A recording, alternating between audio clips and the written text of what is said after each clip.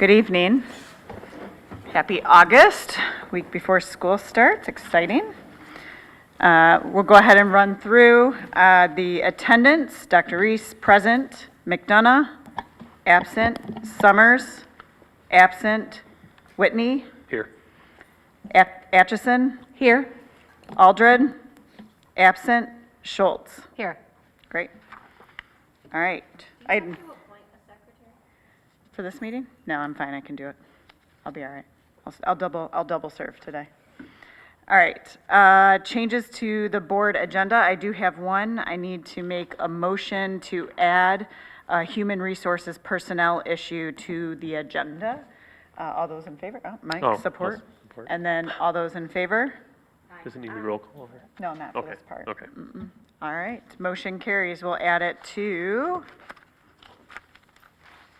just so everyone can keep up with it, we'll go ahead and add it to number 5 before your report, or after the superintendent's report, so number 6, actually. Okay. All right. Kelly, did you receive any scheduled public comment? I did not either. All right, under consent agenda, I'll take a motion. We have the minutes for July 8th, July 23rd, and human resources updates. Go ahead, Ann. I move to approve the consent agenda as presented. Do I have support? Colleen? Support. Any discussion? All those in favor? Aye. Any opposed? Motion carries. All right. Number 5, superintendent's report. Dr. Milligan. All right, good evening, everyone. First of all, I would like to welcome our ad team here tonight. Thank you for coming. It's good to see your smiling faces. At least you're faking it till you make it. I appreciate that. All right, Erin, actually, if you could pull up the other one with the pictures, I would yeah, that one. Thank you. Appreciate that. So as I've been doing for the past couple of months, I've been highlighting the events of the district since the previous board meeting. We have had a lot of really exciting things going on. So this particular event was the Oxford Family Movie Night. Many of you were able to attend that evening. So it was at the Oxford High School, and it started in the cafeteria with meals provided by local restaurants, which we appreciate tremendously. And they were delicious, and whew, what a great crowd. We probably had over 300 people there. It was fantastic. And as you can see, we had games, kids were playing, they were running around. And we saw Mr. Treasurer's new baby, which was adorable. So it was really a fun evening, and then everyone got to go into the theater and watch the movie If. So it's just a great evening for families, and I appreciate and thank all of the staff. We had a tremendous number of staff members who were responsible for putting this on, and they've done events throughout the whole summer and have done a fabulous job. So great appreciation for this opportunity. We also, this is pretty exciting, so we've had a team of people working all summer to get OEIC up and running, and it has taken a tremendous amount of effort on many people's part, but we did finally get occupancy, and we were able to start moving furniture, and this was our staff's first visit to OEIC, which stands for Oxford Education and Innovation Campus. It's going to house our Bridges program, OVA, as well as LOFT. And one of the things I want to make sure I emphasize or re-emphasize, because I've said it before, this is such a wonderful opportunity for our students who have been placed and educated in spaces that were kind of out of the public eye. You know, Bridges was in the top of the middle school, and if you think from a high schooler standpoint, coming to a middle school to be educated can be problematic just from their identity standpoint. And so all programs were kind of like, we had OVA in a strip mall, costing us a fortune every month to pay for rent. And so bringing everybody into the fold, making sure we're inclusive, making sure students know we value them regardless of the pathway that they are taking to get their high school diploma, right? Very important that students know that and that we emphasize that. So I appreciate the board support. I appreciate the community support to make this happen. I know on the first day when students come in, Janet has assured me she's going to be taking lots of pictures, the joy that we will see on students' faces. And that's why we do what we do, right? So I appreciate everyone who's in the audience. There's so many people who helped to get this space open. So I want to say thank you to all of those individuals for all of your effort. But they're pretty happy too. The staff is just as happy. Band camp in Otisville went up there last week. Jim Gibbons is the band director. It was a gorgeous day. He talked about appreciating so many of the volunteers who came and stayed in the cabins. Like they would work during the day, drive up to Otisville, stay in the cabins with, I believe there were 11 teenagers in each cabin. So that's true dedication. And they practiced their routines. They were just so happy and running around. They had flowers around their neck. They were eating pizza. They were just having a wonderful time. And then they performed for their families at 5 o'clock. And so I was able to make it there for the performance. And Jim had shared with me that this is over a 35-year tradition that they go to this camp every single year, which is really excellent for our students to have that consistency and to look back and say, hey, I did something that they're doing now, and they're going to continue to do. So it was a great event to attend, and I appreciate the invitation. We welcome our administrative assistants back. We had a breakfast for them last Friday, and I shared with them how significant their roles are to the success of a school system, right? Specifically, I spoke to my experiences with my administrative assistants since I became an administrator. And it's huge, right? They're your right and your left-hand person. And so we were so happy to see them, and they were really happy for the food, which we all were, right? Again, the theme continues.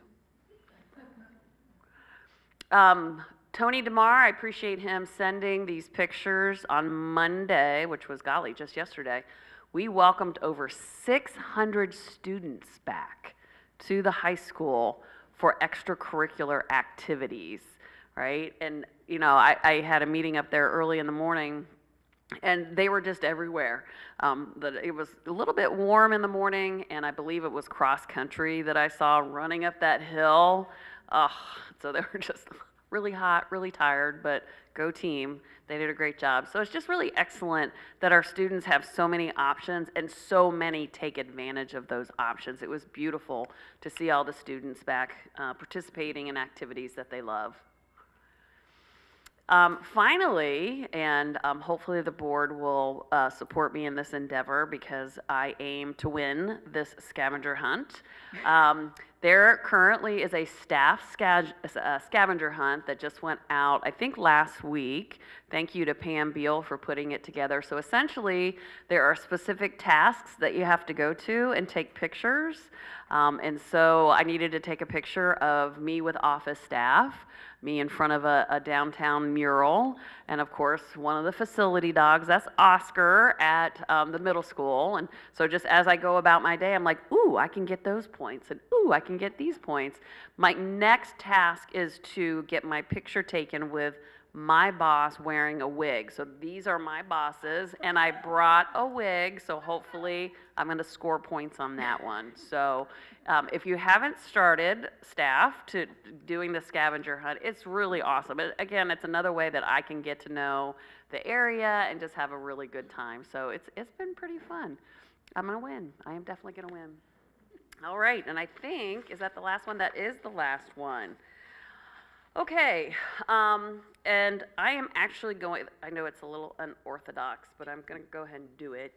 I'm actually, Aaron, if you don't mind putting the second one up, I'm actually going to present over there. I know, weird, right?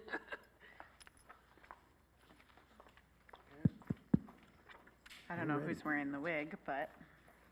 Mike.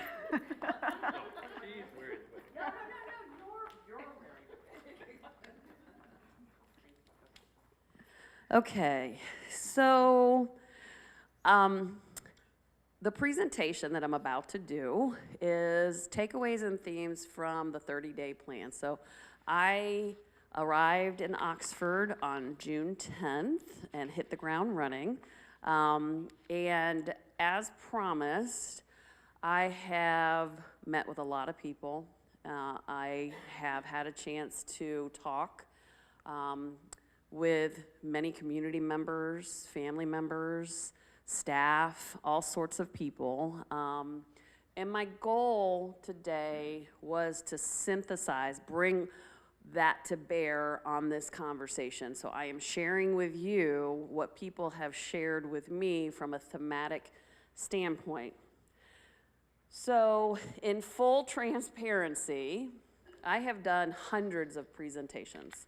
I have done presentations with large groups, small groups, diverse, you name it, different levels. This is the first presentation I have an extreme level of anxiety, right? I probably changed this presentation 10, 15 times. The version you have in board docs probably looks totally different than what is up here, but I feel very responsible for what the gifts that people have given me.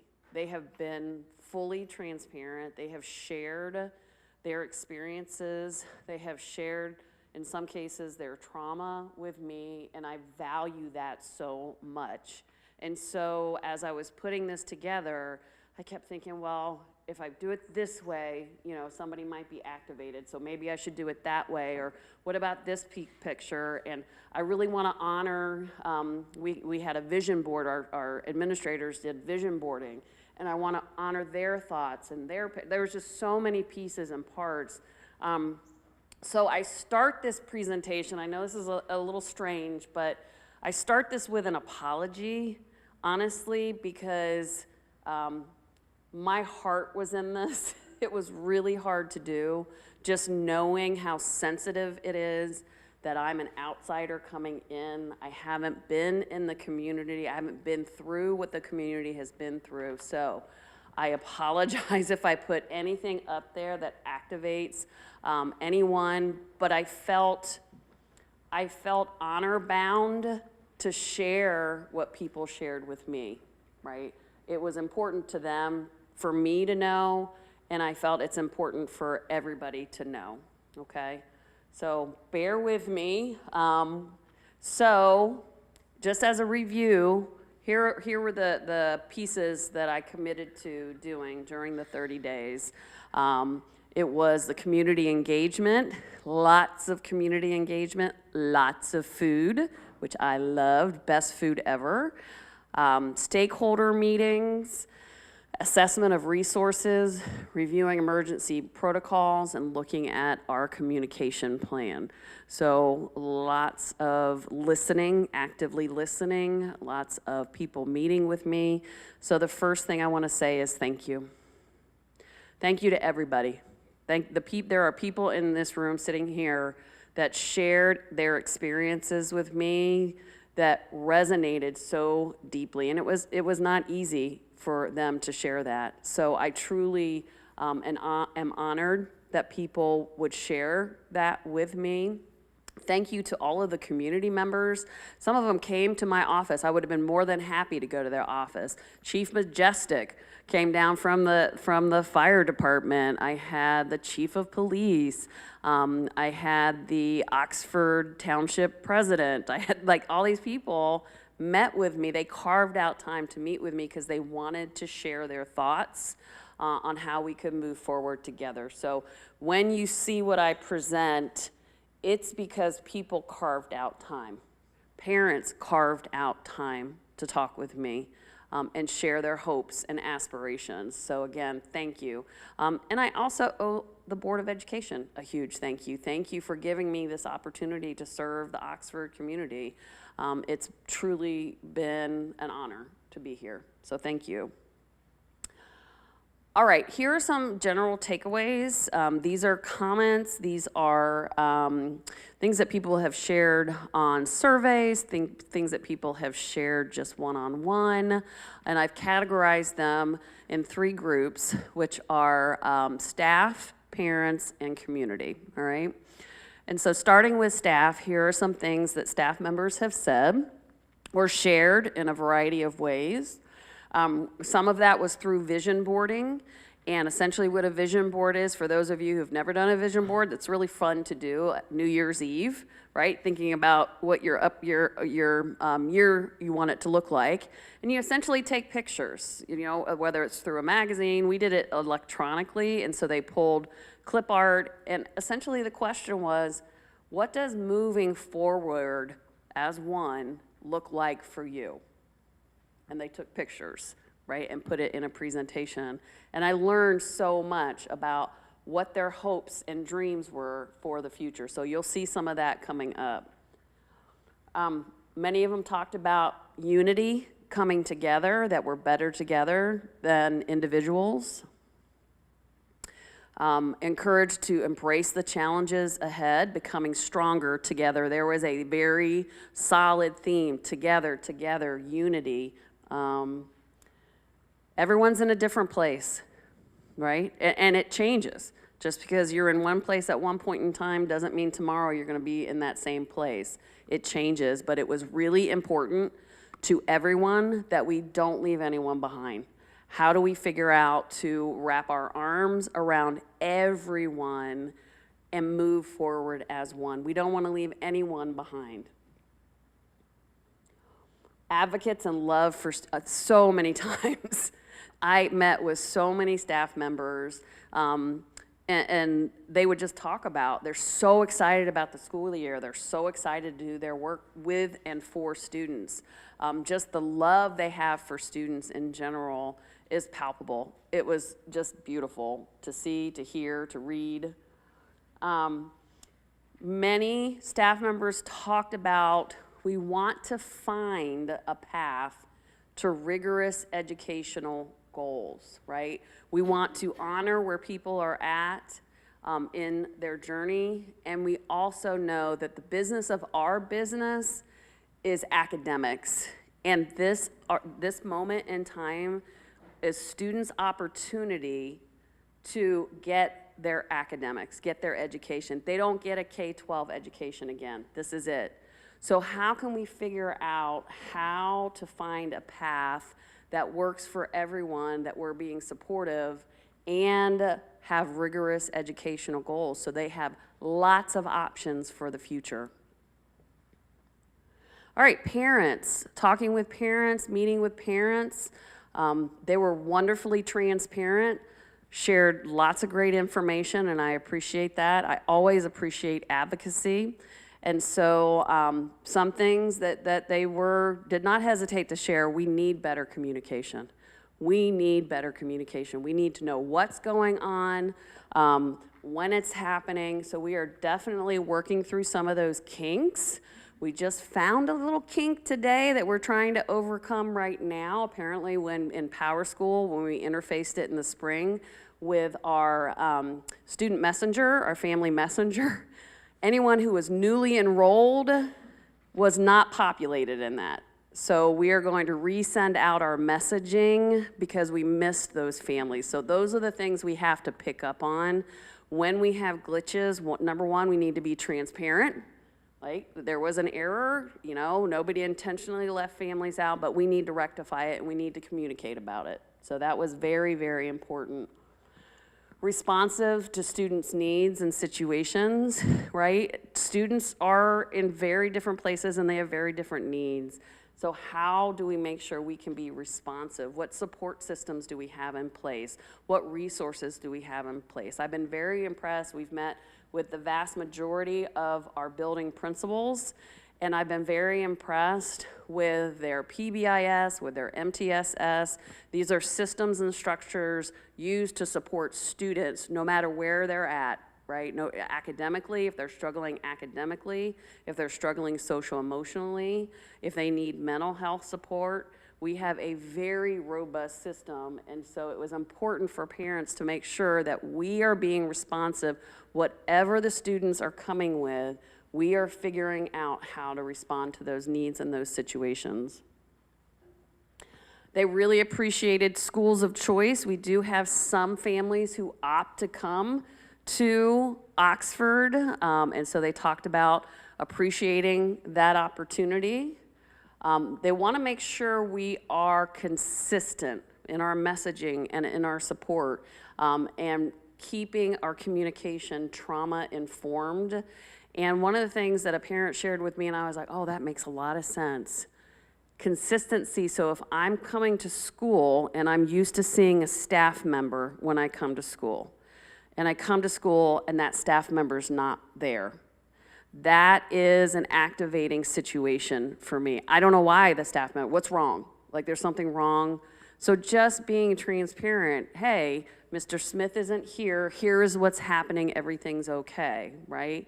That was very important to parents, that we communicate when there's any type of change, just letting kids know, right? That's a trauma-informed practice, the consistency. Acknowledging student anxiety and fear and making sure we're listening to student voice, right? And you know, my daughter was challenged by anxiety, and I'll be honest, I don't think I understood it as well as I need to. And she used to get super frustrated with me because she's like, you don't hear me, Mom. I don't think you know that my anxiety is real. And she was probably right? So understanding that when kids are voicing their fear, they are voicing their anxiety, it is extremely real for them, and taking that seriously, that was very important. And then rebuilding trust, right? In order to be trustworthy, we have to behave in trustworthy ways. So finding ways that we can be fully transparent, we can have open communication, and make sure that it's a two-way dialogue. It's not us after a fact being, ta-da, surprise, here's a situation. Like making sure we have that ongoing dialogue, and we're gonna work towards that. And finally, many people brought this up, snow days. They're very important. We want you to think about snow days, both ways, to have them, to not have them. And I said, duly noted. All right, so parents, community, and again, I met with a lot of Oxford community leaders. They graciously carved out time to meet with me and share their thoughts. And here are some things that they shared. This is an actual statement. Oxford is a mecca for students. I was like, a mecca? I haven't heard that word in a while. That was pretty cool. You know, both academics and extracurricular. This is a question, so many people said this to me. Do you know how incredible your staff is? I know, right? Because I've had a chance to meet them. But they were asking me, do you know? Yeah. I think I said that when we were in the interview. Dr. Reese asked me, like, what's the number one thing, the number one resource in Oxford? I said, your people. Your people are phenomenal. And it really is an honor to work with them. People want to come to Oxford for the schools and the community. I can speak. It's very hard to find a house in Oxford. I have found a house in Oxford, so yay! I'll be living in Leonard, so that's pretty exciting. Robust history. There were so many people that shared the long history of the community and school connections and support. You know, the interactions, Chief Majestic talked about the EMT program. Like, he just gushed about it, loved it. And then I actually had a chance to talk to the teacher of that program at another event. She gushed about it and talked about the advantage it provides for our students, right? And so, huge history of that partnership. And they're looking for more. They're looking for more ways that we can connect the community to our schools. So we'll definitely be looking for that. Lots of pride in our schools that they shared, right? Students, they're just awesome. Our students are just awesome. They want to feel safe. They want to come to school and they want to know that they can get an education and they don't have to use part of their brain to worry about, am I safe? That was a big deal. Lots of joy. They have a lot of joy of learning.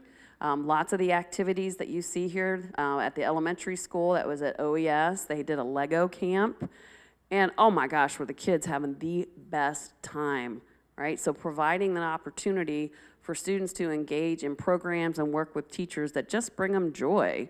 That's Katie in the podcast. She did a podcast with me, and she was just the funnest ever. Also asked a lot of interesting questions, and she was very savvy, so that was fun. And the cheerleading group down at the bottom, they were doing, I think I've shared that picture at a previous board meeting. That was a team challenge. They had to work together to build a structure out of just random materials and how high they could get it. And another group watched them do the building and gave them feedback. This is what you could do differently. This is what you could do better as far as communication in the group. I liked it so much, I actually used it at the admin academy. So that worked out really great. They appreciated the support. They want to make sure the support is still there. They value it from teachers and specialists. That's really important to them. And hope. There's a lot of hope. Hope for a bright future. Hope for continued opportunities for them, both academically and extracurricularly. So they are a joy. They are why we do what we do. All right, here are some themes. So essentially, I took all of this information, and it was a lot. It's been swimming around in my head for weeks and weeks and weeks. It was very challenging just to make sure I was honoring the dialogue, right? That I wasn't inserting myself and my needs and my thoughts. I really wanted to lift what people shared with me and honor that. So again, I apologize if I didn't quite nail it or if I put something up here that is activating, but I felt it was really important. People shared this with me. I felt a responsibility to share it with the community, all right? So the first theme is resilience. It was, above all else, people really working hard to figure out what moving forward looked like for them. They really wanted to do the work. And I don't know if you've ever done grief work. It is extremely difficult. And they talked about some chose to do that work and some were not ready to do that work. So wherever people were, they were honoring that, but they knew the importance of grit and really digging in and figuring out what that looks like for each one. So this is almost every single group that I talked with, talked about continuing to work through the overwhelming grief of losing Hannah, Tate, Justin, Madison, and the trauma of November 30th. And I know that's hard to hear, but I think it's really important to hear that that's where people are. But I also want to say they're working through the grief, and it's not easy. So thank you to all the community members, parents, students that felt comfortable to share that with me. I so appreciate that, and I value that. They felt that the tragedy forever changed the community. However, they want to be known for many great things in Oxford, including the schools, and multiple people indicated they didn't want that particular day to define the community, to define Oxford, right? And what does that look like? How do we reestablish the narrative for who we are and what we represent as a community? And they emphasize, we're better together, and together we are stronger. So how do we do that? What does that look like? And this is a banner that's on the high school tennis courts that just struck me so deeply when I saw it. The love will overpower the hate forever, and Oxford just goes to prove that. That's from Kylie Osage, and that was a banner at the high school. So that speaks, I think, very poignantly to the concept. Like, we're going to do this together, whatever it looks like. So again, I know that's hard, I know that's difficult to hear, but I so value that people shared that, because it's important to say that out loud. Reconstruction. So what does reconstruction look like? And I love these visuals. So they're mosaics, and for those of you who do mosaic work, it's really cool because you have all these broken pieces and parts, and you bring them together and you put them together and you make something of beauty, right? So the vase on the left was shared on a vision board, someone's vision board, and then on the right, that's a mosaic at Leonard Elementary School, and it's just stunning.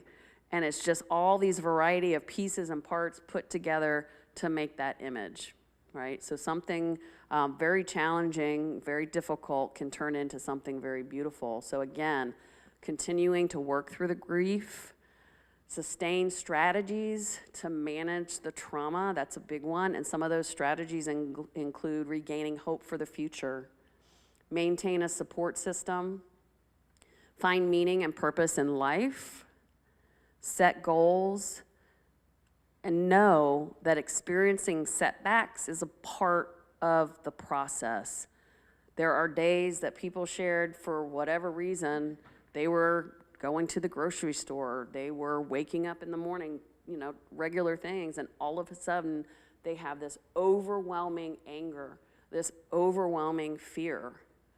It's a part of the process, right? It's a part of the reconstruction process. You will absolutely have setbacks. And so, they shared, trying to understand that for themselves and what that means for their moving forward. And again, shared experiences help us connect, trying to better understand that we're in this together. I'm experiencing it, you're experiencing it, and we may do it differently, but we're all going through the process of what that looks like. The third theme, people talked about the amazing resources in Oxford. Through the trauma, still being able to provide a quality education, teachers doing the best they can, trying to be 100% every day. They know that students need them 100%, and they had to figure out how to dig deep within themselves, even on the hardest of days, right? A variety of programming needs to meet students' needs, including CTE, OVA, early college, Bridges, IB, AP. I could go on and on and on and on. Very appreciative. People were very appreciative of the selection. The leadership profile talked about that. How many people appreciated the options that kids had in school. And families still choosing Oxford to educate their children. That was a big one. Like, we choose Oxford. People have options.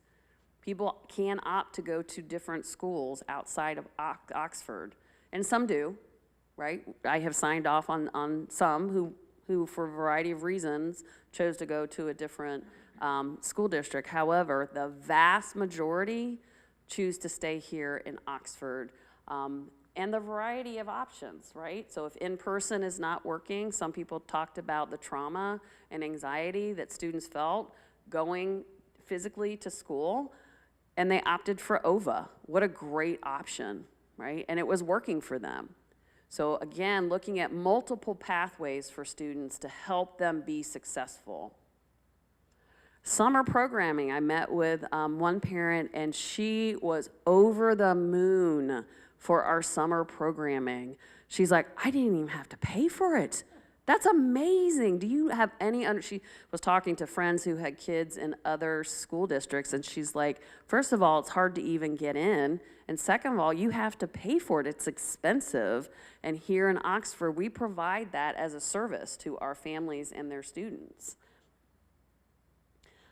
We offer all MHSAA sports at no cost to students.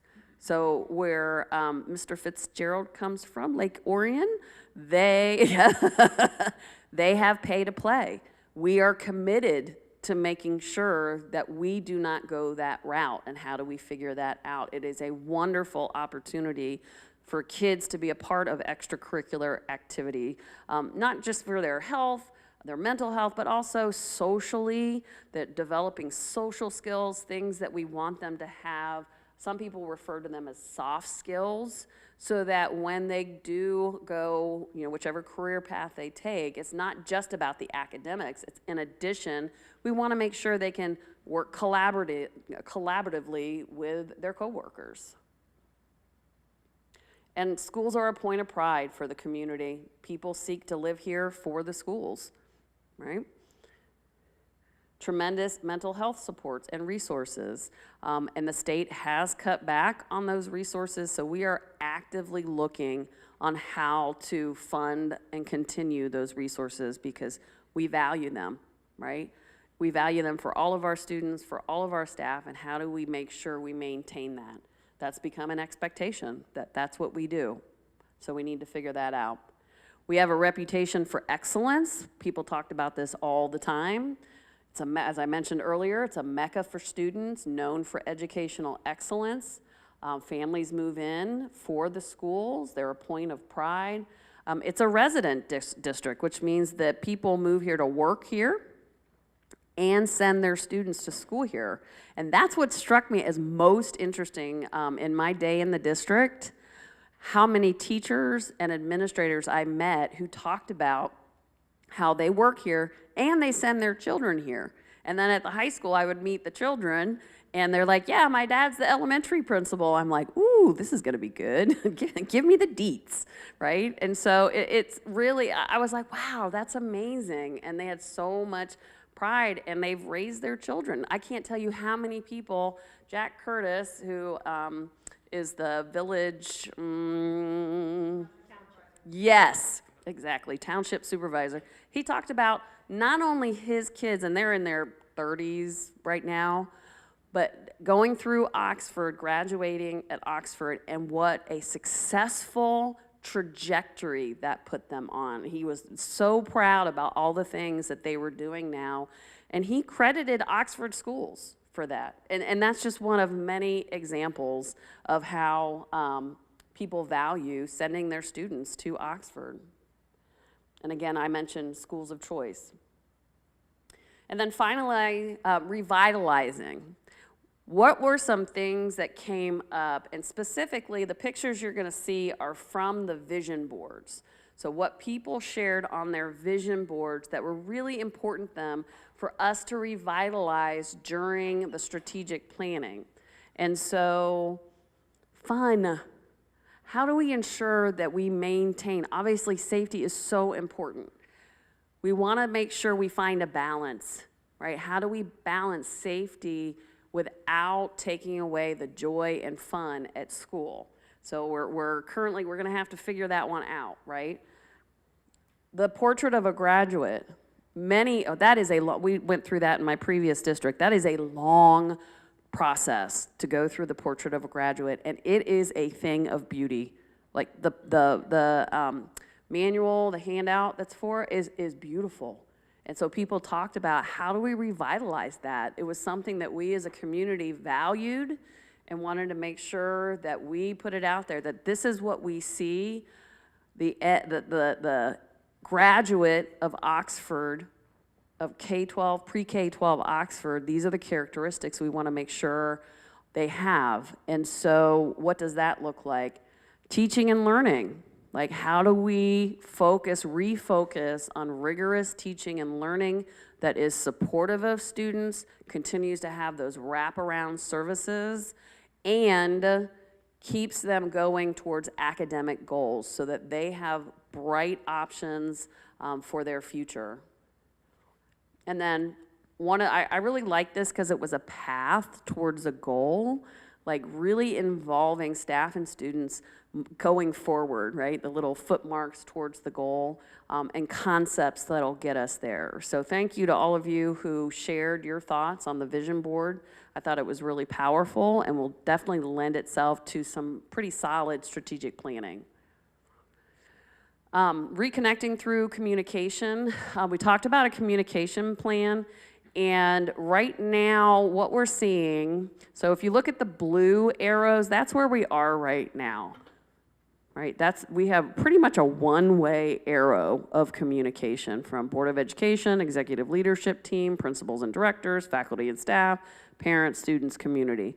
What we're working on in our plan is a trauma-informed practice of two-way communication, ongoing two-way communication. So where you see the yellow lines, that's where we're trying to figure out strategically how do we ensure we have that two-way communication, as well as the green lines that typical pathways have not followed. So how do we make sure we are communicating effectively across groups, both ways, two-way communication?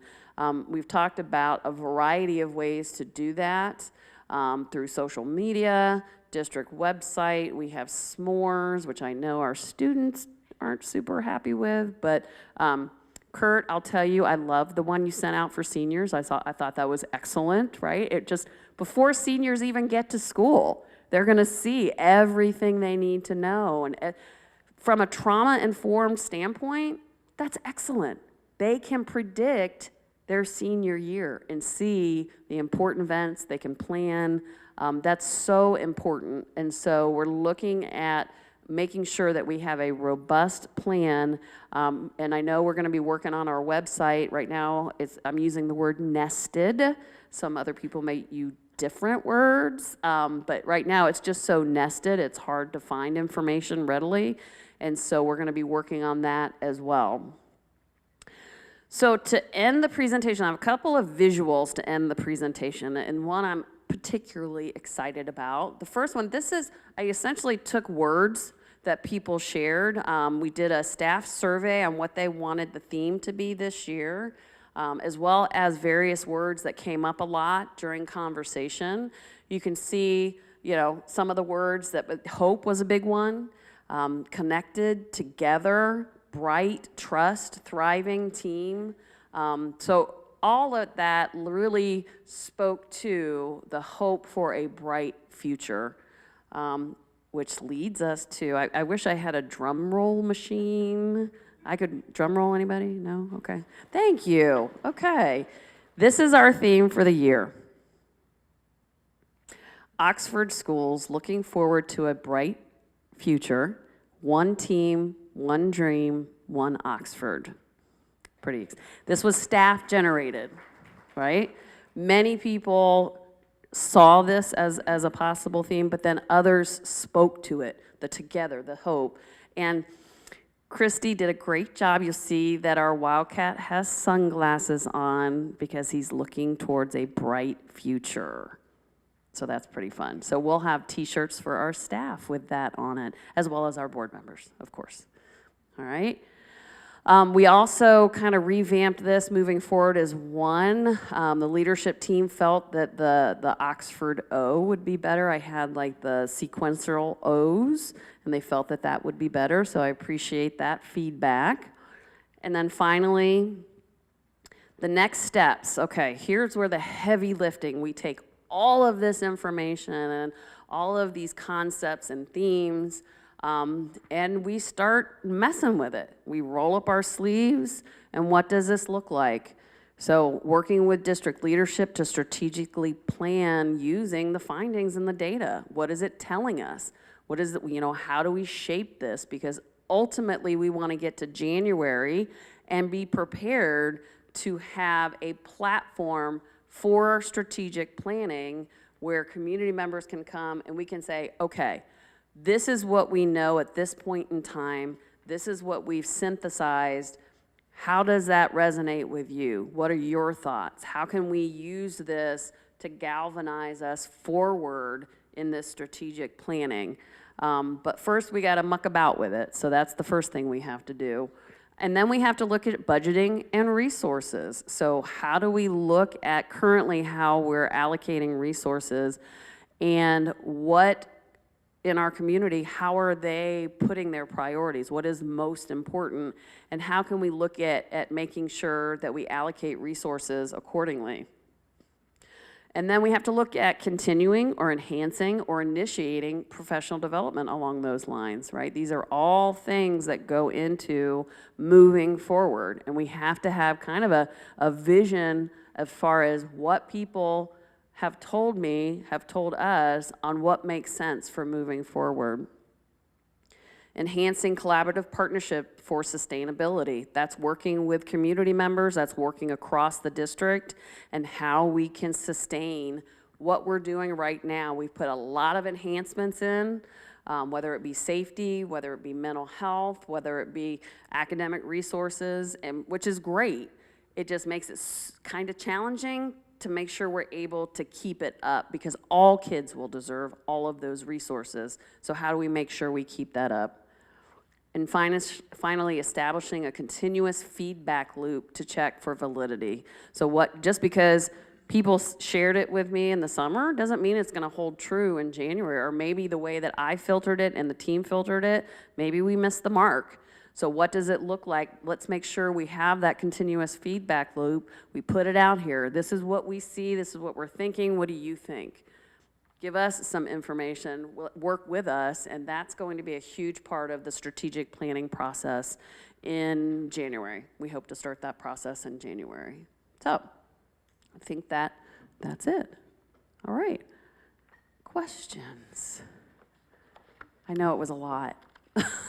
It was a lot, and I want to thank you for being not only vulnerable tonight with everyone giving this presentation as you translated learning from individuals and understanding, some of the things. I appreciate it. I like the work that you put into it, and I appreciate you being vulnerable with everybody here tonight. I think it's an important trait of a great leader. Thank you. Any other questions? I think it was fabulous. Okay, thank you. All right, Erin. And thank you, Erin.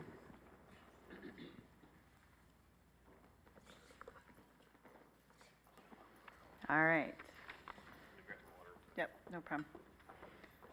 Mike is running to grab some water really quick, but we are going to go ahead, and the next agenda item was our added one, number 6, HR updates. We're inserting it ahead of time. So Ryan, if you would like, Mike's just right there. So. Good evening. I am here tonight to bring forward a layoff. This is due to the closure of our Padilla co-located location that went with another district. They're no longer with Oxford Community Schools. So we had a part-time teacher that we will not have a position for based on her locality living out in the Howell area. She's not able to travel into Oxford for a part-time position here in the district. So we are looking for a motion for layoff. Right. All right. Just so you guys understand, I'll go ahead and make the motion, support it, and then it's roll call vote whenever we need to do a layoff of any of the professional staff. So I will move to approve the layoff of Jennifer Fisher Ninen, effective immediately. Do I have support? Mike? Second. And then roll call vote. Ann? I agree, yes. Okay. Colleen? Yes. Mike? Yes. Aaron, yes. Motion carries. Thanks, Ryan. All right, moving on to the agenda. Now we have Board of Education matters.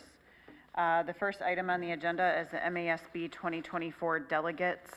This is for, you may have seen the email from MASB for the 2024 delegate assembly, where they review the resolution and bylaws. I was appointed to that committee last year at the state level and recommended several resolutions and to be changed to include threat assessment, Aaron's Law, gun safe storage, things that were missing from them. So I would like to be appointed so I can go and vote on this and make sure that that language is respected as it was added to the bylaws.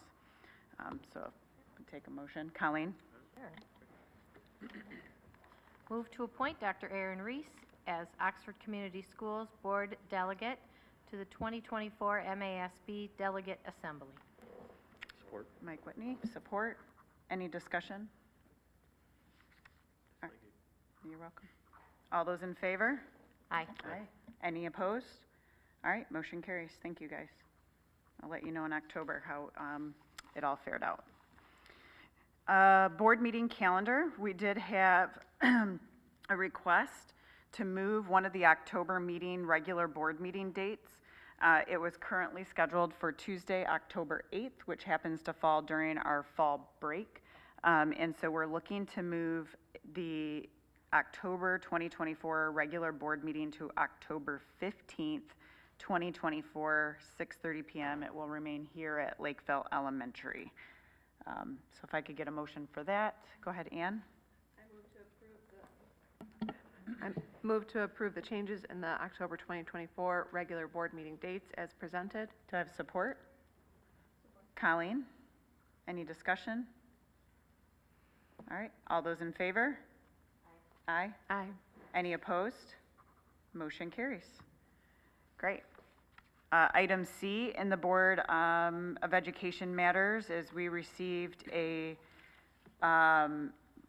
FOIA appeal for FOIA fees on 2 different FOIA requests. I think we've had several of these over the last 6 months, I want to say, that we've talked about. So I don't know if someone wants to make a motion one way or the other to approve or deny the fee appeal. If you approve it, then we waive the fees. If you deny it, then we maintain the fees that we've put in place for FOIAs. Colleen? Move to deny the FOIA fee appeal. Do I have support? I support that. Ann? Any discussion? We did say after our last fee appeal that we would maintain fee structure surrounding all FOIAs. We receive a lot of FOIAs, and it does cost staff time and personnel time.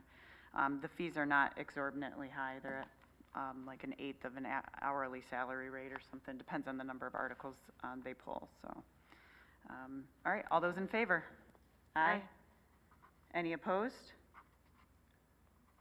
Motion carries. Thank you. All right. Item D, we had our, a policy meeting, and only Ann is here from the policy committee today. But if someone, I can actually read the motion if you want, and then we'll have discussion. I will take that one for you. All of them were in board book too, so if you didn't get a chance to read them, they are there if you want to pull them up while I'm reading them off. Move to approve the first reading of policies 3115, 3115A, 3115B, 3115C, 3115D, 3115E, 3115F, 3115G, 3115H, 3118, 3402, 4101, 4102, 4104, 4105, 4105A, 4105B, 4201, 4206, 4209, 4401, 4402, 4403, 4405, 4408, 4409, 4503, 4507, 4609, 5202, 5204, 5304, 5420, 5711, 5713, and 5715 as presented. Do I have support? Mike, thank you. Okay, so brief discussion on these. These were, and Ann, correct me if I'm wrong, since you sit on the, it was her first policy committee meeting. These were the remaining policies from our transition over to Troon that we had to approve either due to changes to the new academic year or in law. Am I correct in stating that? So this is the first reading. We will then have a second reading, so if there's any edits in the meantime, you need to shoot them off to the policy committee and have an email written to them about that. Any questions? All right, all those in favor? Aye. Aye. Any opposed? Motion carries, and then we'll read the next ones at the next policy meeting, or the next regular board meeting. All right. Item number 7, curriculum and instruction, Anita Concha-Collins. The first one I think we've already talked about, is the third grade social studies curriculum, correct? Yes, and the last time I was here, one of the things that I promised we would do is approach the vendor of the resource we had previously adopted about a credit, and they did issue us a $7,700 credit, which OVA has already started to use because they also use that vendor. And an order they recently placed was, yeah, they already issued the credit, and I already said it's like pending board approval, but they were generous enough to issue the credit for us. So I wanted to make sure that you knew that before you actually voted on that. Great. All right, can I get a motion for the third grade curriculum? Mike, Move to approve the third grade social studies curriculum as presented. do I have support? Colleen? Any discussion? Thank you for bringing that, Anita, back to us. Thank Yeah, and I you. wasn't here the last meeting, but I watched it, and I appreciated the, both the time that the staff put in, and their, kind of the time and effort that they put into it, and knowing that they were gonna end up coming back, with a little bit different plan, what that would look like all the way through. Like what that would look like on their plate, what that would look like coming to us, but they did their due diligence, and I appreciate that all the way through. They did. Thank you for recognizing it. I know they're going to be very happy. And then my next step will be to reach out to ensure they get their support planning days with Oakland schools. Great. All those in favor? Aye. Any opposed? Motion carries. All right, item B is course catalog. Yes, so in your board packet, you had our tentative course catalog for the 24-25 school year. Very comprehensive, as you can see. I think it ended up at 265 pages. The course catalog update usually, when we bring it forth, is honestly a lot of making sure the dates are correct. They're reflective of our new board member names, our new administrators. And so it's usually just revamping and ensuring it's up to date in that sense. So 99% of the time, what you're actually approving is just those types of updates. We do have a deadline with our auditors that we found out about in late July, that we have to submit our course catalog to the county, which then is communicated to the state by August 28, I believe, which, to be transparent, I know not ideal. We'd like to bring things the first time, give a chance, and then seek approval, but we will be seeking approval tonight. However, in tentative in that course catalog are some OVA classes as well as some new special education classes. And so I'm going to attempt to share and put like my Pam Beal hat on, and she's watching, I'll say hi to her. Put my hat on and try to explain as eloquently as she would the really excellent work she's been doing with the high school team. And so if it's approved tonight, the special ed classes would be approved with it, and then I'll have OVA team present their classes. So as far as the special education classes additions go to the course catalog, you may remember that back in May, Pam came to the board and shared about the Student Success Program. They established a program, and I believe some of you may have visited the program when you were at the high school, to help bring students to school. We had students who were resistant to coming to school, whether it's anxiety, lack of engagement, and so coming up with a system to help provide a safe space for them to go and receive social emotional support, academic support. That classroom is actually quite inviting. It's so comfortable, you almost feel like you're at home. Maybe a little too comfortable for some, I think some of our high school friends might say. The challenge with that, however, is that our students were not earning the credits that they need towards graduation.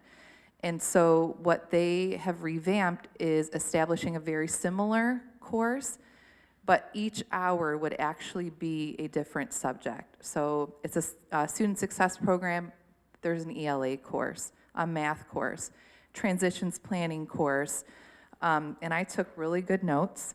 The transitions planning course would be to help students make post-secondary plans, goal planning, EDP planning.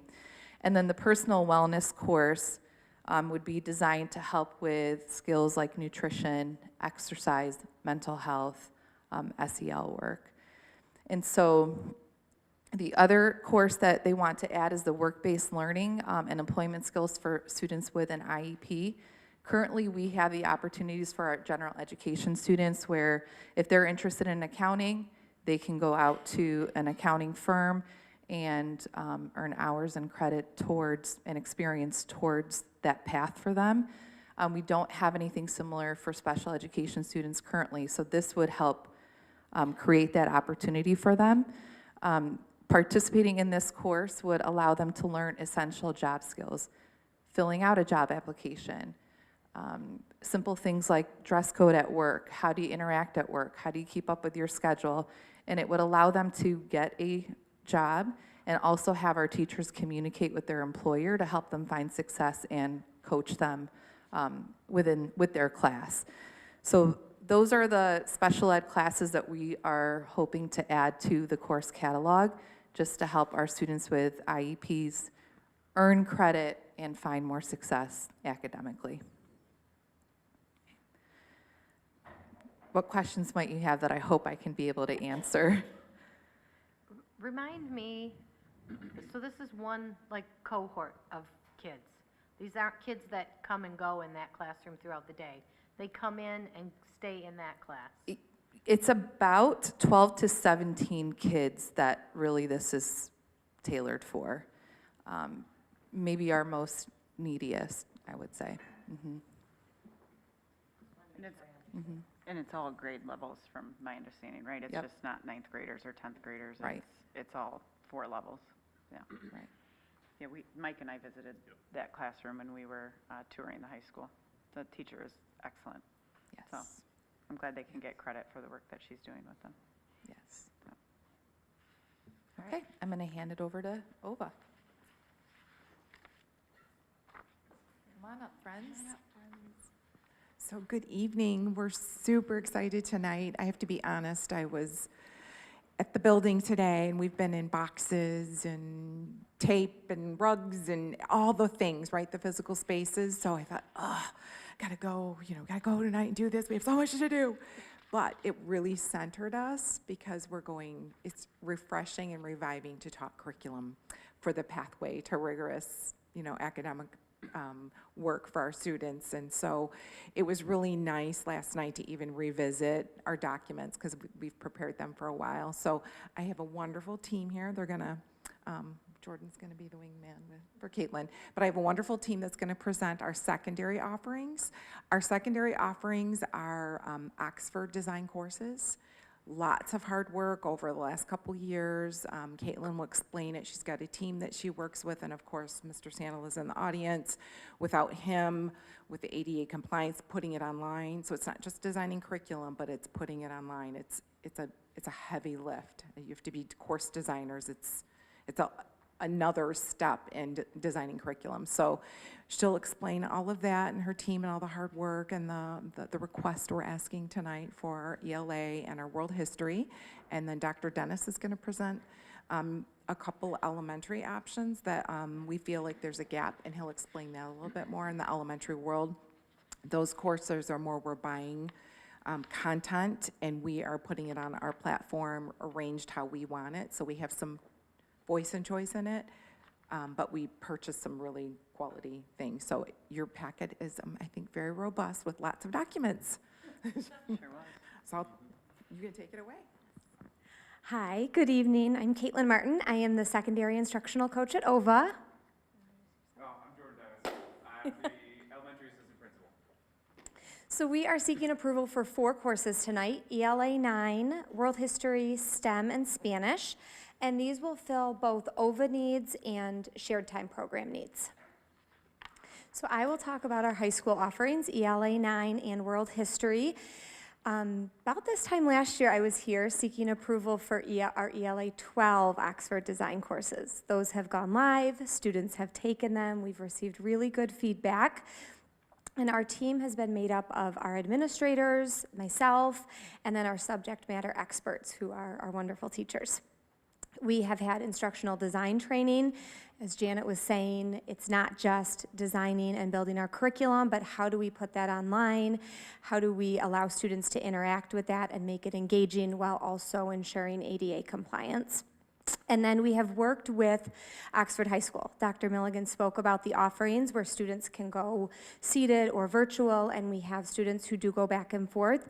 And we want to ensure that our curriculum is aligned with the high school in terms of standards and summative assessments. So that's how we got here.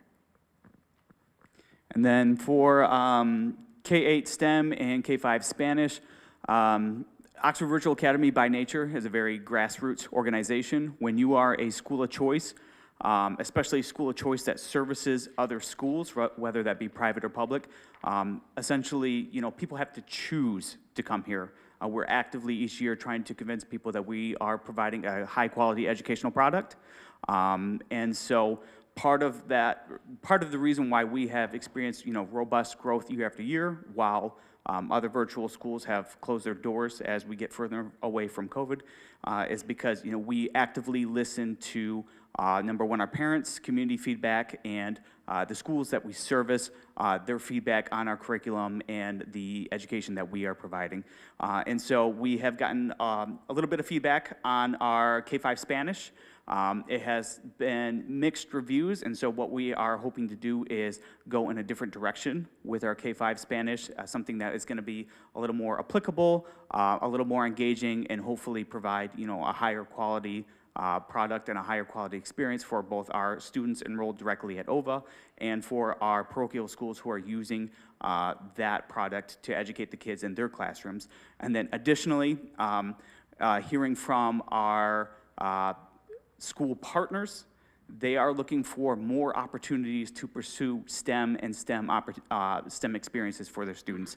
Additionally, I hear from parents that while we have, a lot of coding and computer science classes, we're looking for more opportunities for our students to engage in that hands-on science learning. We are not in the business of sticking a 7-year-old in front of a computer for 6 hours a day. So what you'll find out is OVA is very much in the business of distance learning.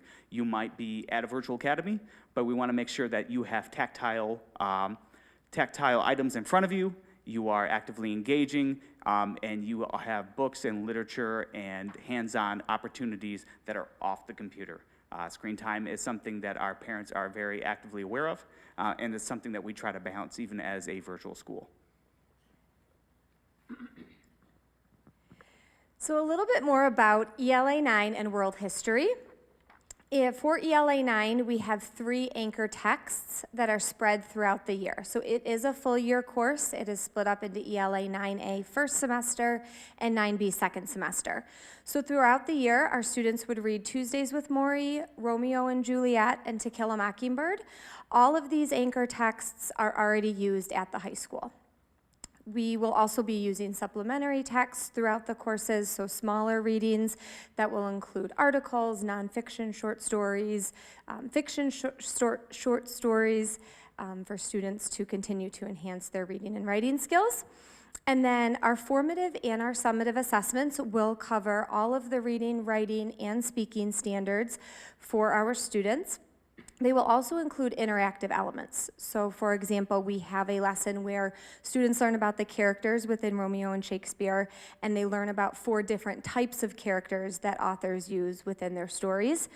They learn that lesson, and then at the end, they drag and drop the characters from Shakespeare into the correct buckets. Teachers can gather that data, so if a student says, I'm really struggling with this, they can see how many times the student has attempted that assessment, how long they spent on that assessment, and what their scores were. So it really allows us to individualize that experience for our students. And then for world history, we are using an online textbook, which is the CK12 Flexbook. Our teachers have pulled that into the course, so students have it right there. And then for their formative assessments and their summatives, they have playlists of options. So they do have objective tests to hone in those test-taking skills, but then they can choose every other unit, options from 11 choices. The rubrics are there, and they get to choose how they show what they know. And they do have to choose different options, so they can't choose the same options throughout the year every time. But it does give them that agency to choose how they show us what they've learned. So I'll start with explorations in STEM. So this is going to be a class, if you look at the next generation science standards, there are engineering standards that are embedded there. There is a K2 band of engineering standards, a 3-5 band of engineering standards, and then a middle school band. And essentially, this course is going to be centered around those engineering standards and giving students the opportunity to actively engage in them and apply them. So it's going to be an inquiry-based, experiment-heavy course. The curriculum that we're looking at has 60 different hands-on science experiments that students are going to be able to choose. They're going to be tiered for that K2 band, the 3-5 band, and the 6-8 band. So a student, this will be a one-semester class, but a student will be able to take it once in lower elementary, once in upper elementary, and then once in middle school. And these experiments are going to be, things that you may be familiar with, like an egg drop. It's going to be, building a bridge with toothpicks or making a boat with aluminum foil. And as the kids get older, they're going to actively be given, more challenging tasks to complete. The constraints are going to go up. The class is really centered around giving a child, a student, here is the scenario. Here is what you need to be here's what you need to accomplish, and then here are the constraints that you're working with. You only have 14 toothpicks, 3 gumdrops, and 4 quarters.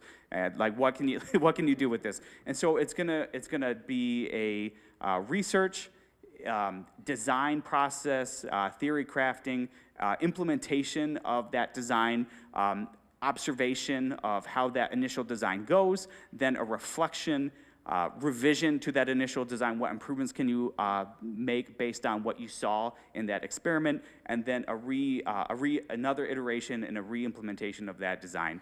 And then it's going to follow up with a reflection process.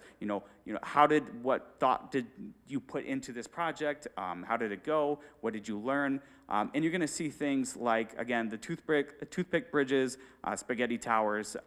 It's going to have egg drops, boats. It will have work with geometry standards as well. And it's going to be, a very cost-effective, household item-based class. If you were to go down M24, you're going to see, every other business you see is going to be an elective, essentially business that partners with us. And we offer a robust amount of elective opportunities out in the community. What we are lacking currently is elective opportunities that students can do at home. So we got that feedback from the students who are directly enrolled in OVA, and we also got that feedback from the partner schools that we service. We want more STEM, we want more hands-on. How can we get this? And so our shared time team worked throughout the summer to research different curricular options, and essentially, as I mentioned previously, we are responding to that community desire, we are responding to that community need, and we are hoping that it will be successful, and we will again continue to have a responsive educational process.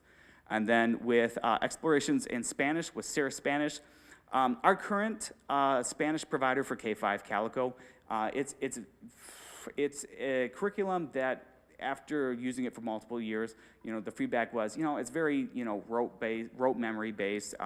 It's a lot of conjugating and memorizing, and we're looking for something a little more immersive.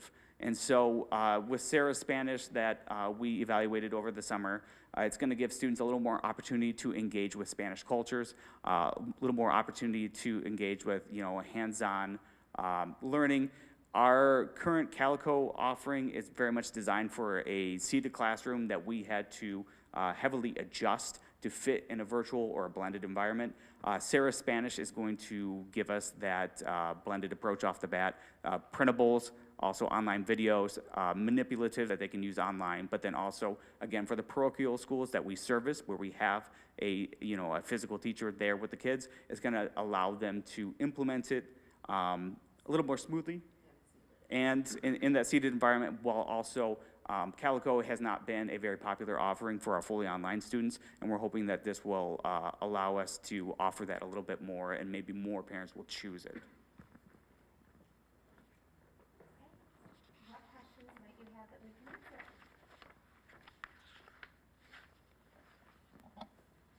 I guess I'll go first. Ms. Martin, as far as you were talking about the world history and the flex book and the students being able to choose out of like 11 options, like, I guess maybe you can send this to an email, or what are examples of, like, I don't know what that means really. What is that? Yes, so for those would be summative assessments. So every other unit, the students would show their knowledge for the entire unit. So think of it kind of as like a unit test or something like that. That's, maybe it's worth 50 or 100 points. That playlist of options will all assess students on the same standards. So if they just learned about ancient Greece, they can create a timeline, an interactive timeline of what they've learned and write up what they've learned throughout the unit about ancient Greece. They could create a playlist of songs that would go with that time period and explain how those songs are representative of what they have learned. So there's 11 of those options for them to choose. They can create a piece of art and write about it, those sorts of things. Did that answer your question? I think it does, yeah. Okay. I just wanted to I can send them to you if you'd like. We have them I think in the rubrics. Okay. That's sufficient. Ms. Dennis? Yes. Is the STEM program the same one, the hybrid Dragonfly No, is so they using? are using a different one. Okay. So our hybrid offerings, those are going to be tailored site to site. We have, even though we have a STEM course already, it's the STEM projects that a student is going to engage with is going to be very different depending on which hybrid site they go, because it's going to depend on the number one, what do the parents want at that location, and then what is the skill set of the instructor there. So this one will be different from the one that maybe you're used to at Dragonfly. Okay, thank you. Okay. Any questions, Colleen? That's great. All right. So I know they're looking for a motion because school starts next week. Would someone like to make the motion? Colleen? Move to approve the 2024-2025 course catalog and course updates as presented. Do I have support? Ann? Any other discussion? All those in favor? Aye. Any opposed? Motion carries. Thank you. Thank you so much. Our next step is to take those courses, put them in the system, and generate a course number, and then we will generate the final version to send to our auditors and post to the public. So thank you. Great. I think And I think you're I'm still also up Yeah. next. It feels like they need a show today, sorry. It's probably a good sign, like really in the teaching and learning. Yes. Yeah. I love it. I have one more. Is it right after this or?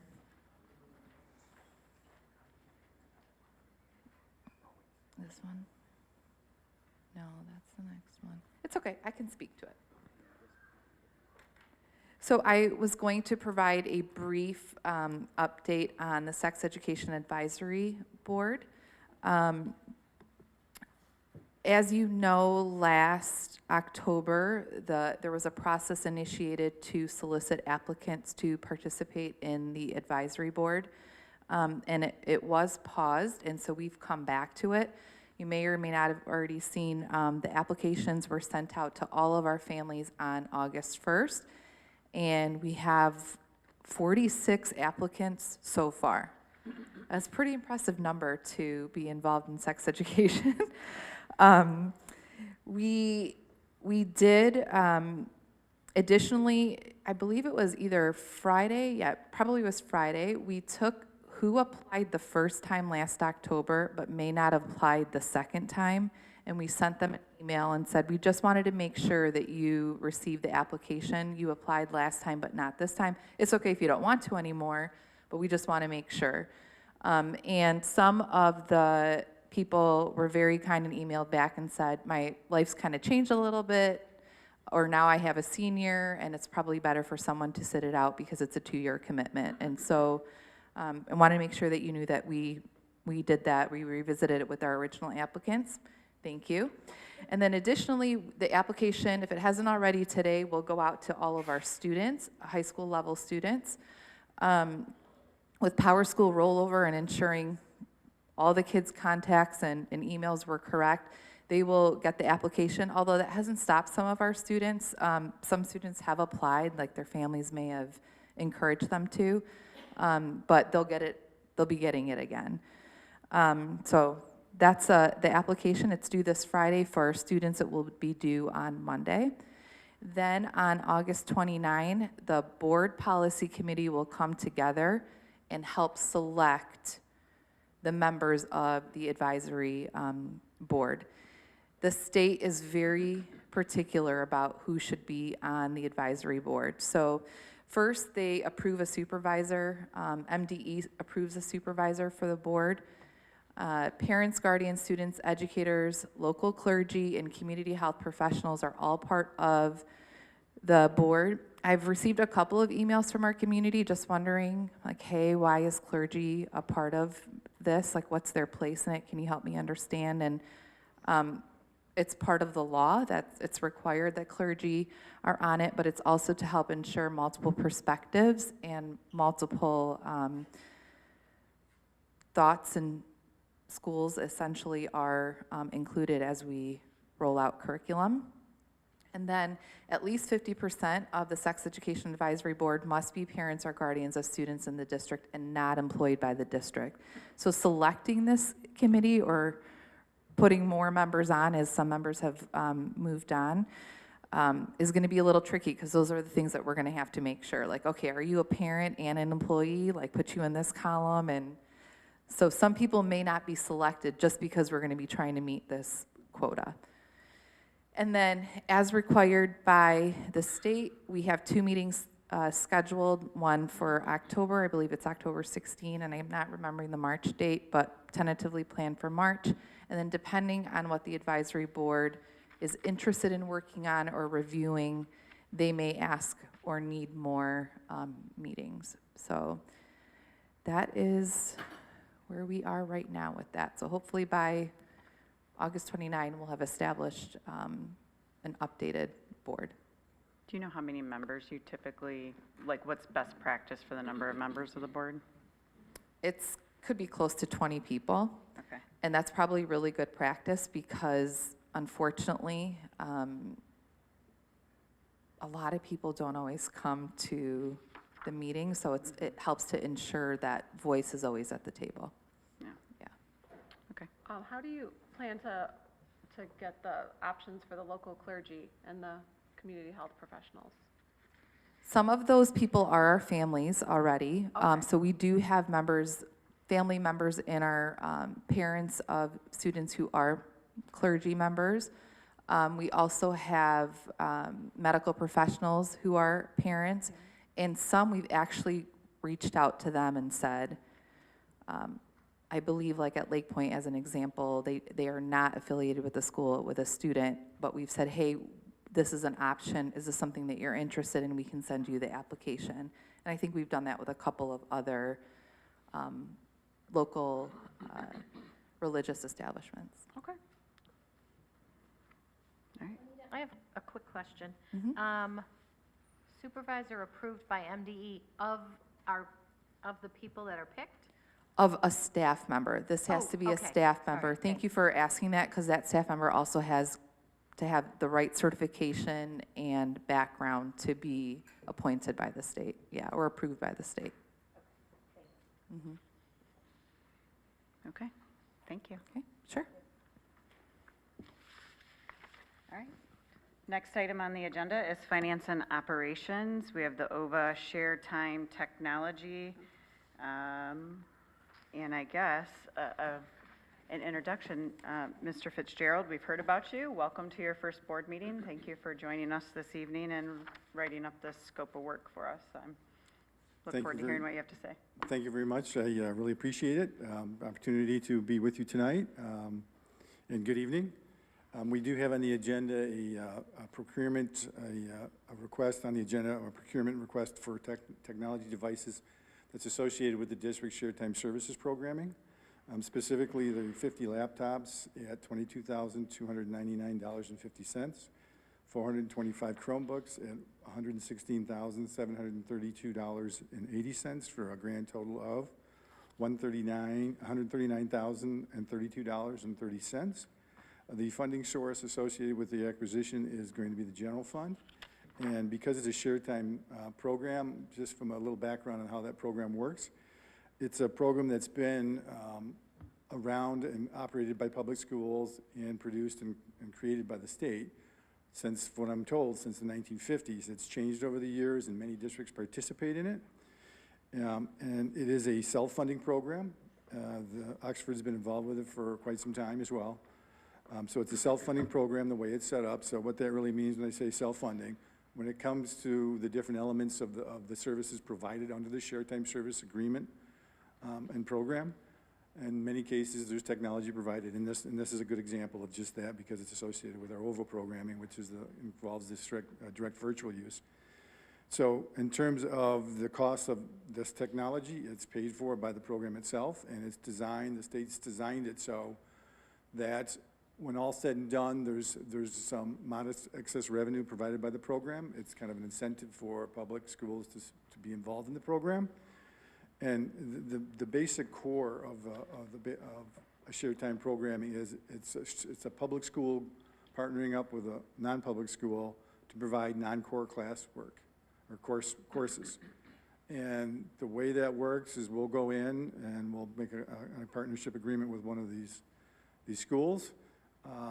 We'll provide these programs, our staff will provide programs, and we'll be able to count those kids that are taking those non-core classes in our state aid, which generates the revenue, which in turn funds the program. So my long story short there was to just kind of paint the picture of it's being identified as a general fund funding source because the program's housed in the general fund, but it's a self-funding element of the general fund. So from that perspective, it would be the administration's recommendation to the Board of Education to approve the purchase of the tech devices as presented, and I would be more than happy to address any questions. Do you have questions? Okay. All right, yeah, you can see the background is done nicely that it's actually required if we have these contracts to provide devices to these students, so. All right, any other questions from the board? All right, can I get a motion? Colleen? Move to approve the OVA shared time device purchase for fiscal year '25 as presented. Do I have support? Mike? Any discussion? All those in favor? Aye. Aye. Any opposed? All right, motion carries. Thank you. All right, next item on the agenda is safety and school operations. Dr. Williman.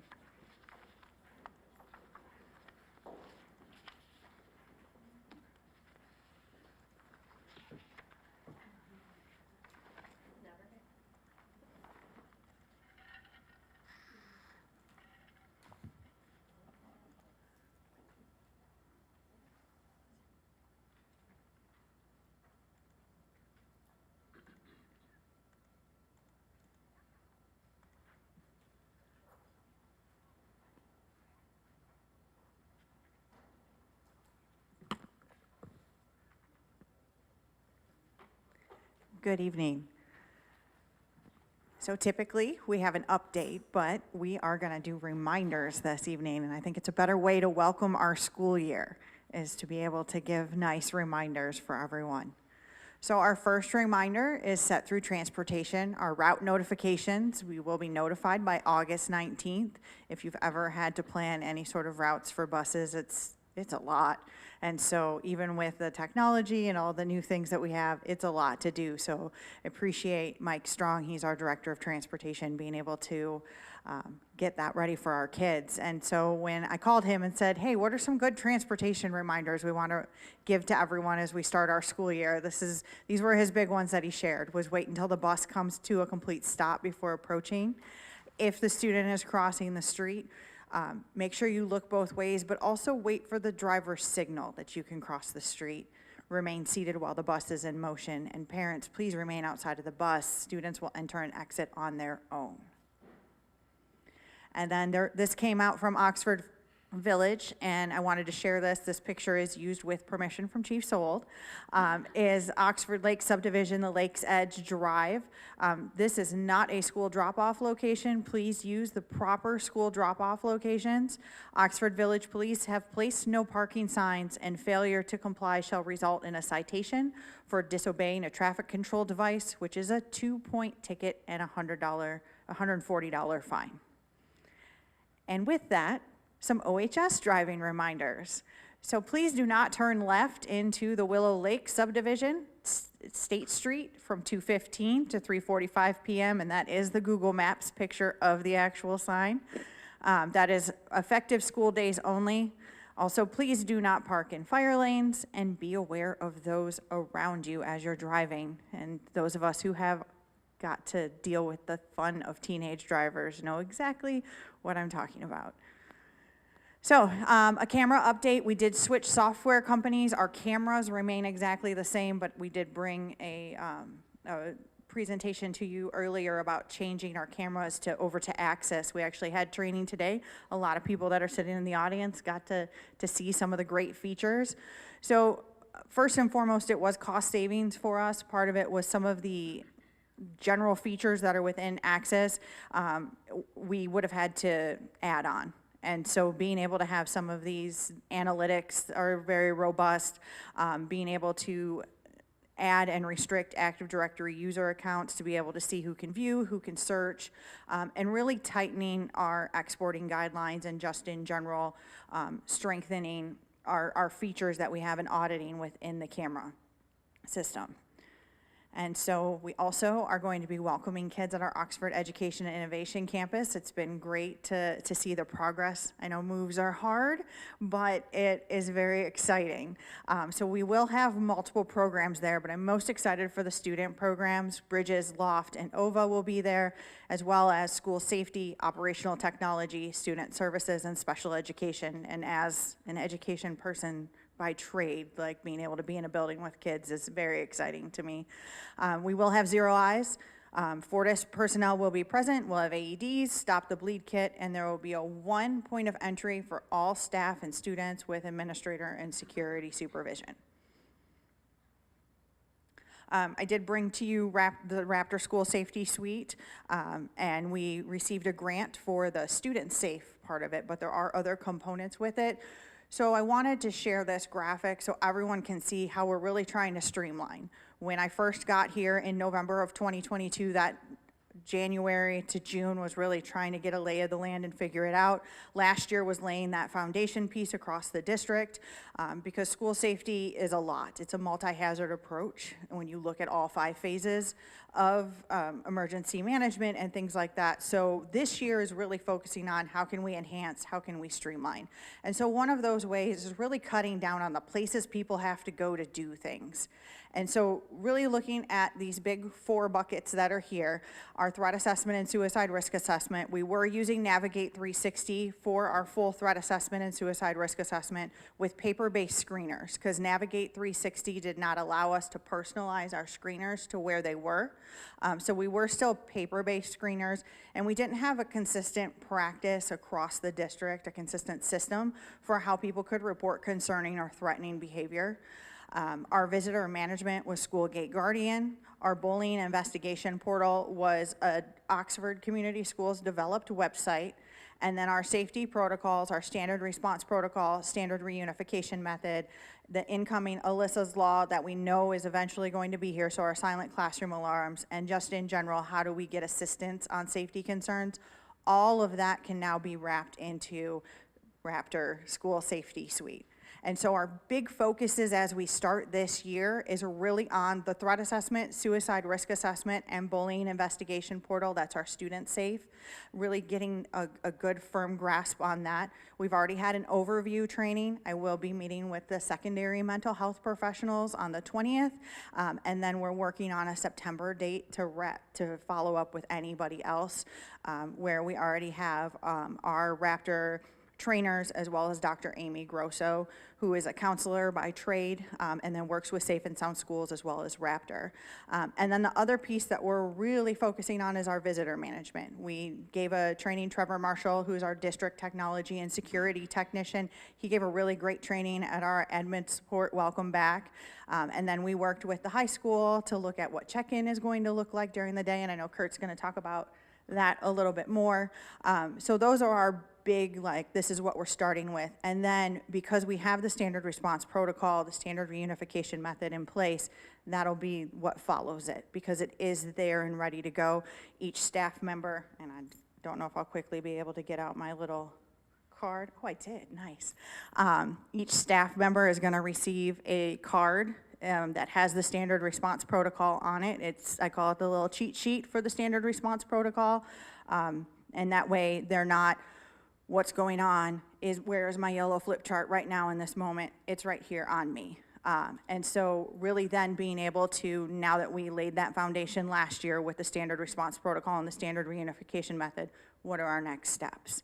And so that's kind of I know there's 4 buckets, but it's our 3-tiered approach to move forward with our transition to Raptor and why we did. And so now I'll transfer over to Mr. Noose and Ms. Bittner. Yes, I'll be brief. I was going to go home and put on a sport coat, but we invited 384 of our freshmen today for our Link Day. And so on the first day of school, there will be 50 or 60 of these bright orange shirts. We had 42 or 44 mentors. Andrew Shakatano and his staff did a great job inviting kids, a lot of energy in our building. It was good to see kids enjoying their time there and just figuring it out, figuring, their first steps. So part of that, Dr. Milligan talked about some of the things that are kind of positive for mental health, that consistent routine. Some of you have been lucky, we were fortunate to have you come and watch our door routine every morning. So kids will come through the door. A part of that routine, we have music going. It's kind of a celebration, welcoming them being there. They know unless something happened, the same people are going to greet them every day. I'm going to be at door 2 with Mark Suckley right behind me. Jim Rook will be there and the security staff. Door 1 will be Christy Gibson Marshall and Mitch Brooks. Kevin Nelms and Lisa Butts will take door 17. There's music, there's dancing. Some dance more than others. All of them dance more than me. But that's probably better that way. And our counselors and our mental health counselors and FSLs are there to help too. So when they come in the door, there will be dogs, music, and it's just a welcoming atmosphere every day. Continuing that on, we have our student relation teams. 2 years ago, we started in the fall of 22, our student relation teams. We used to have, I used to be responsible for juniors and seniors, and Christy was freshmen and sophomores. We divided it up with the addition of some counselors, our FSLs, and an additional assistant principal, so now we go alphabetically. And really what our SRT teams do, I will put together kind of as a 3-step process. We gather data, we get as much information on our kiddos. Some of that comes in from staff members, some of it comes in from surveys, PBIS lessons, SABRs, anything, test scores, grades, and we'll gather the information we have, just anecdotal things of we notice kids coming in at the door, they just didn't look right, teacher reports, so we identify those from that data. We identify those who are in, who may have need some support, and we get them the supports. We have check-ins with them, and we also make sure students are informed of where they can go. So our FSLs will have weekly or daily check-ins with certain kids. We'll have monthly check-ins, and as we meet them, part of it is Mrs. Bridget will talk about kind of that trusted adult, which we continually try to identify and expand those list of trusted adults that we can connect with, all about building relationships with kiddos.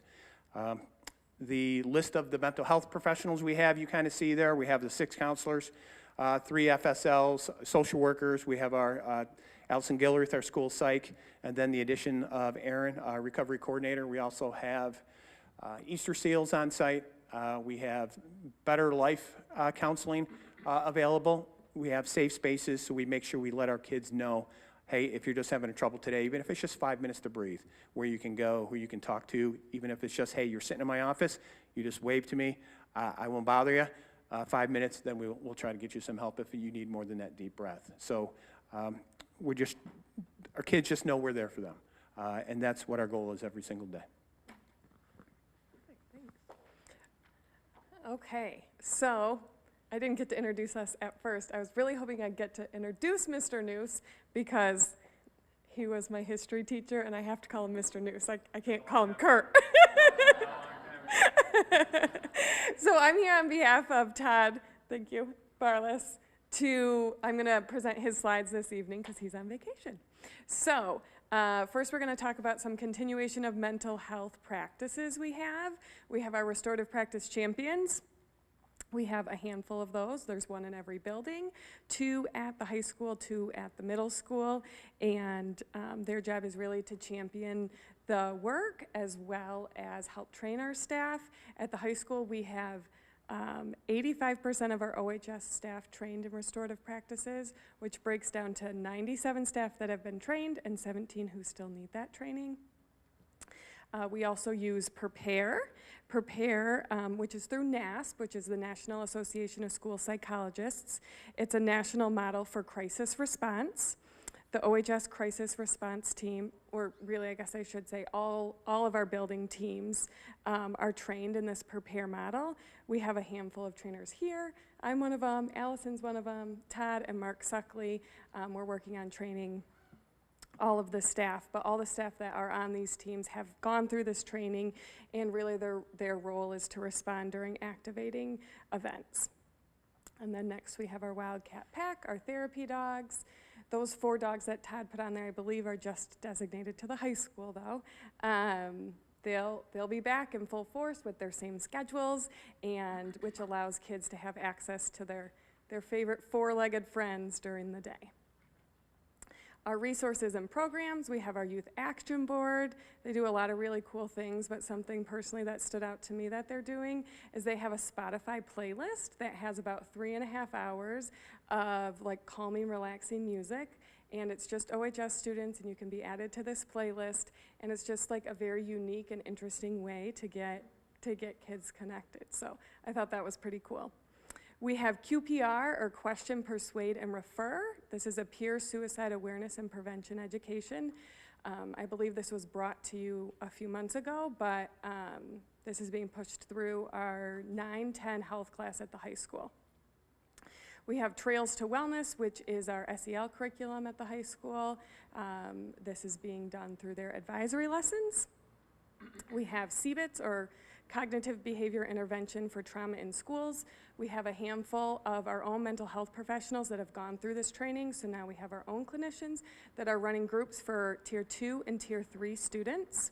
And then we have Breathe for Change, which is a research-backed educational resource dedicated to uplifting and supporting stronger school communities. Resources we have to monitor students. We have our Gaggle and Go Guardian team, which monitors students using district devices and networks. This is a 15-person on-call team. I will say I'm one of the members. Allison also helps out a lot with this. This is a 24/7, 365 team. It's made up of all district mental health staff, from elementary all the way to secondary. We take this job very seriously. I can be completely honest and say I've sat on my bathroom floor at 2 in the morning with my laptop and my phone working on things with Allison, with Todd, lots of different people. So we do take this job very seriously, and there's awesome people on this team I'm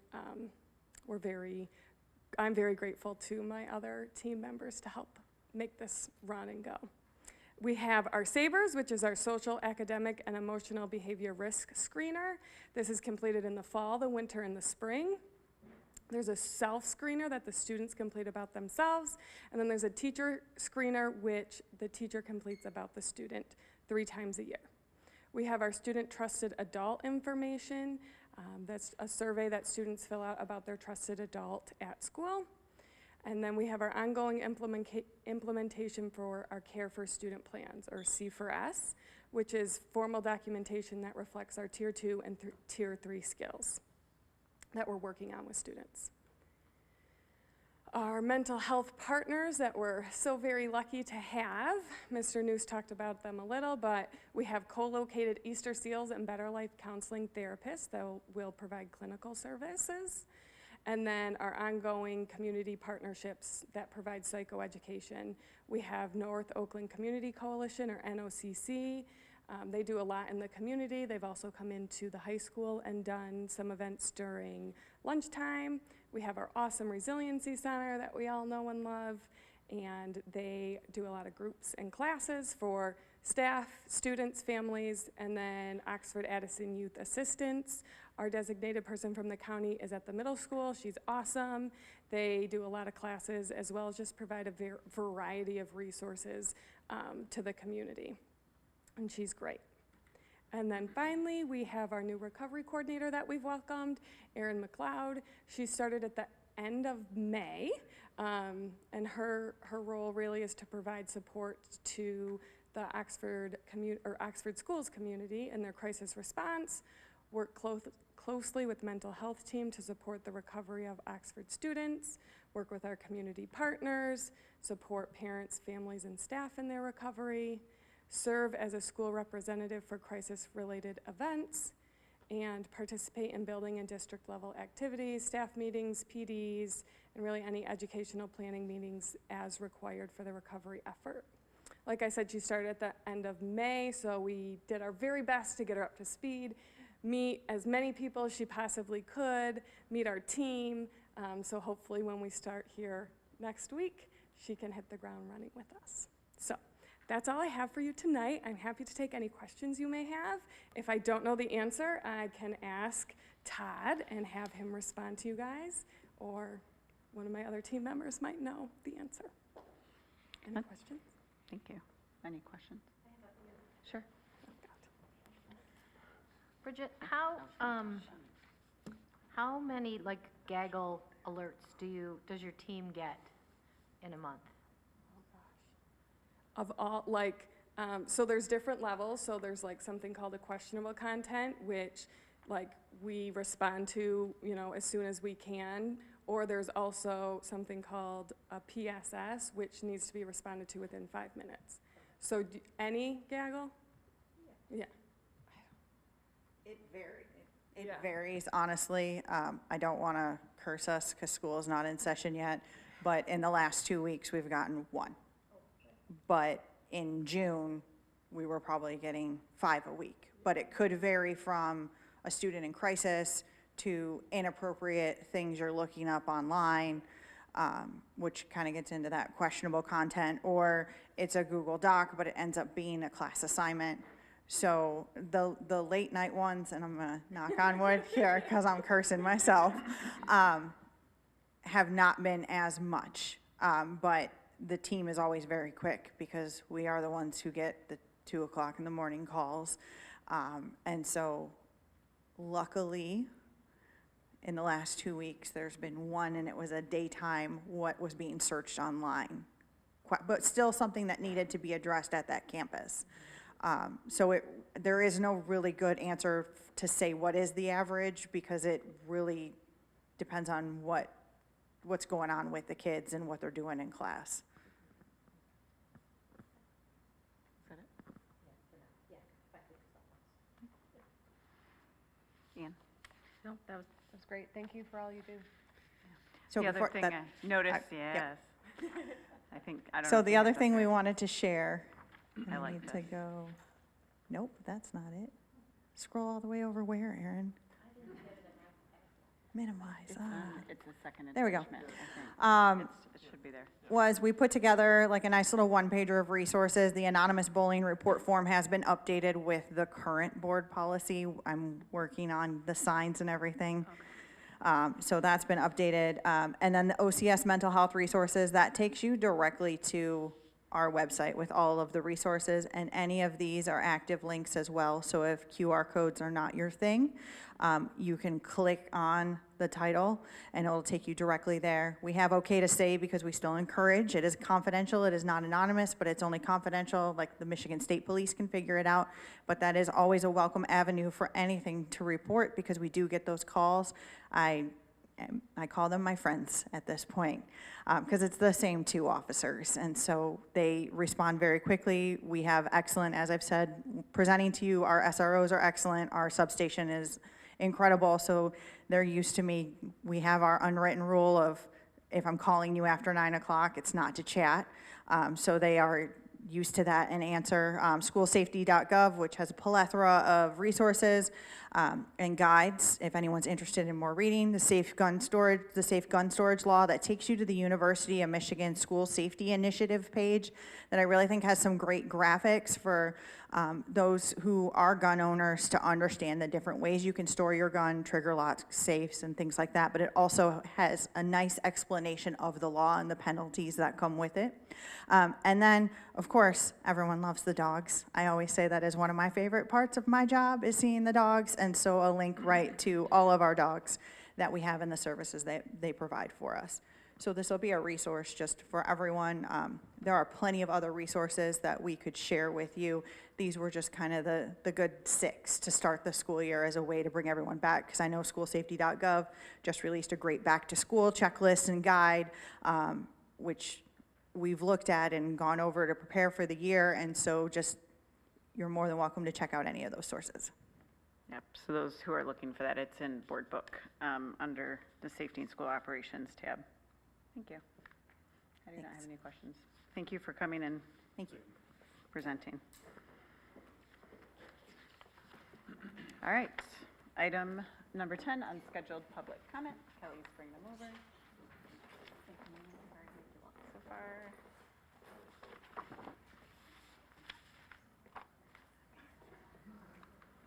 My thing died. Right.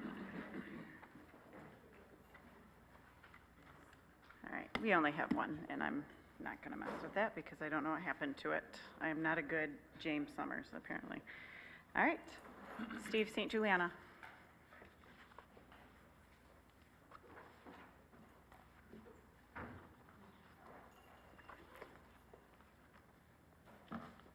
Good evening. Just wanted to make a couple of comments, suggestions. I was actually asked to come speak to you tonight about one of these things. And it fits actually in very well with Dr. Milligan's presentation. I heard a lot about transparency and communication, and this is along with that. And it goes along the lines of transparency in terms of what the board is thinking and communicating that to the community. I know there's been a lot of improvements, but at the end of the day, it's very difficult for the community to know what you're thinking if there's no discussion, there's no comments, etc. A lot of times, the why is just as important as the what. And tonight, maybe not a great example. There's a lot of things that were fairly straightforward. Not a lot of discussion may be required. Maybe some that could have used some more. But it all comes back to that. And the one example, specific example, I was asked to highlight was, so in the July 23rd board meeting, there was an item discussed about a resolution that the board had discussed in closed session. You decided not to bring it forward at that time, but there was comments made about, well, there was inaccuracies, etc. What's the inaccuracies? What's the resolution?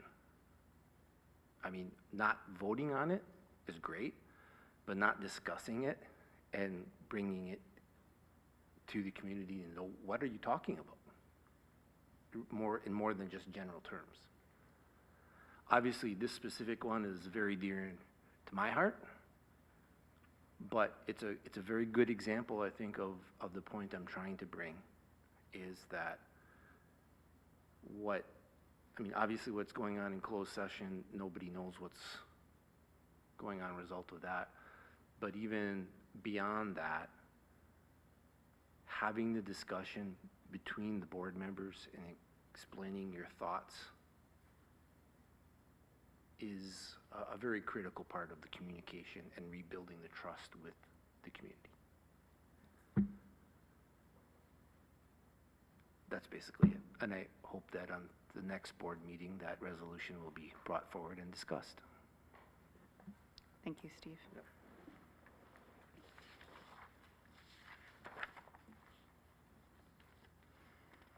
Item number 11 on the agenda are scheduled activities. First day of school on August 22nd. I wish everyone a great academic year, both students, teachers, parents, and all the other staff that help support these kids have a wonderful time. And thank you, Mr. News, for Link Day. I have a freshman this year, and he was actually had a pep in his step when he walked out, so that was nice. 14-year-old boys don't always love school. Any administrative clarifications, Dr. Milligan? All right. Any final board comments from the four of us? I know we have 3 absent tonight. We will be back in full force at the next meeting. So, all right. Meeting adjourned. Thank you very much for coming tonight.